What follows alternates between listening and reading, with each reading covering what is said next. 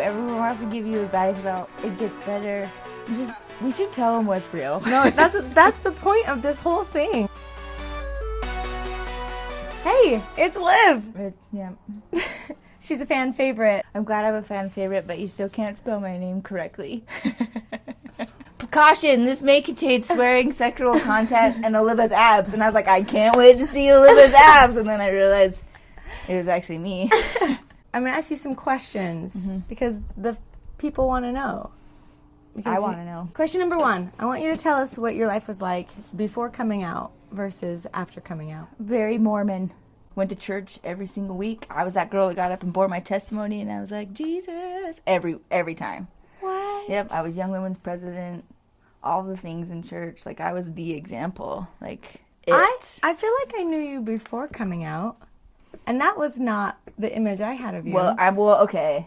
That was, and then I went to college, and then when I got to we college, met in college, by the way. And then when I went to college, I was like, I hate church, so I stopped going to church. But I still was like, I didn't drink. If a boy would ever kiss me, if they tried to touch any other part of my body, I was like, no, no.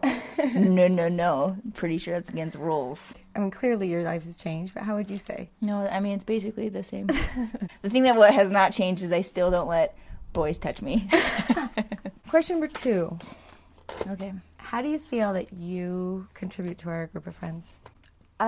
Some people may not agree with this, but that's because they don't remember. But I'm the one that takes care of everyone. I provide the good time, but then I'm also the one that takes care of everybody.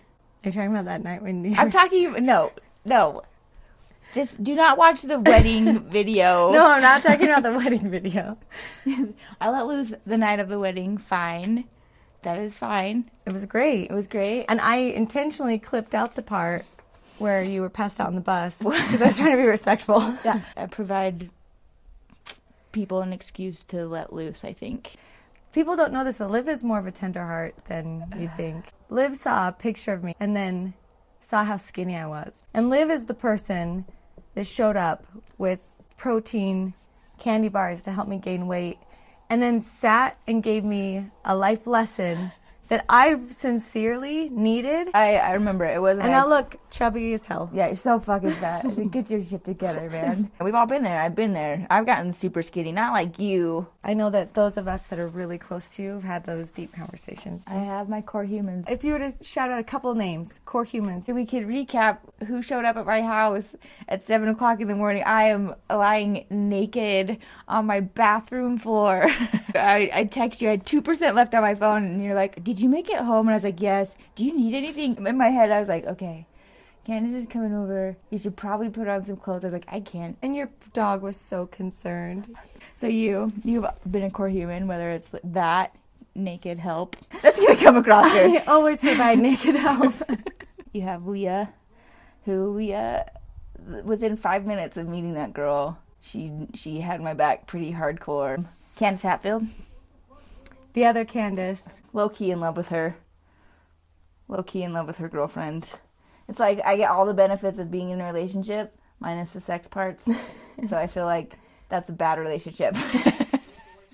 Like, I get the talks and the good morning sugar texts and the I love you before night. And she's one of the few people I trust with pieces of my heart that nobody else gets, because she reminds me of what's important when I forget. Second question I get asked the most is advice for heartbreak. But what would you say to somebody who's felt that heartbreak? Give up. Just give up. It doesn't get easier. It's the truth, though. That's the stuff that no one tells you. Everyone wants to give you advice about it gets better.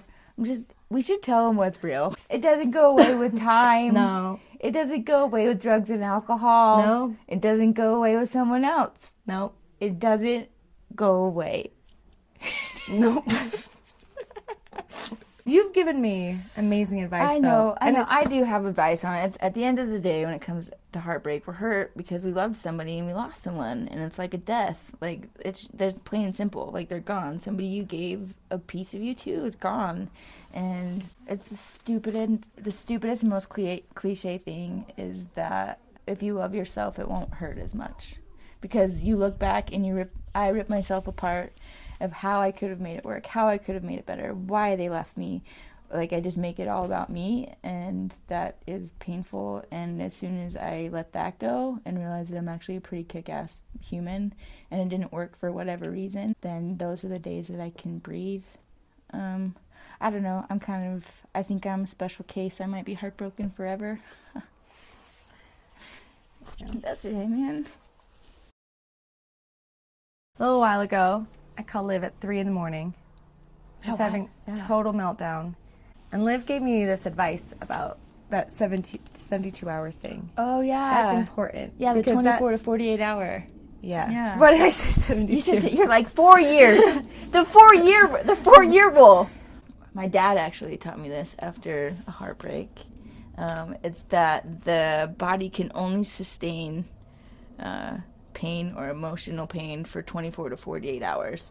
So of that intensity. Yeah. It's not going to disappear or go away. Like, you're still going to hurt, but when you experience a trauma or and you whatever, start spiraling, you start spinning, just know that in 24 hours, sometimes 48, your body has to have a release. So it'll, for a second, it's probably going to come back in a few hours or a day, but it will end. Like, you won't feel that intensity for more than 1 to 2 days. Yeah.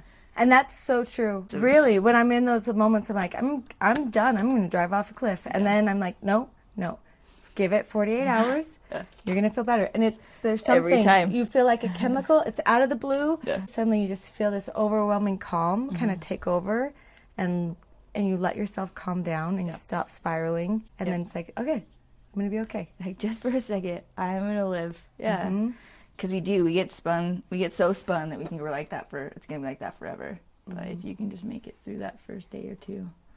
For new kids coming out, what would you tell them? Newbie gays. Gaybies, that's what they're called. Gaybies? Yeah. Don't fuck inside the circle.